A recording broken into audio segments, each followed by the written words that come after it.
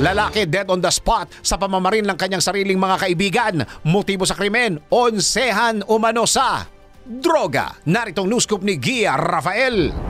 Dahil umano sa onsehan sa droga, isang lalaki ang pinagbabaril ng kanyang mga kaibigan sa Rodriguez, Rizal. Ayon sa otoridad, naganap ang pamamaril sa mismong bahay ng biktima. Sa insidente, kaagad na binawian ng buhay ang biktima dahil sa tama ng bala ng baril sa iba't ibang parte ng katawan nito.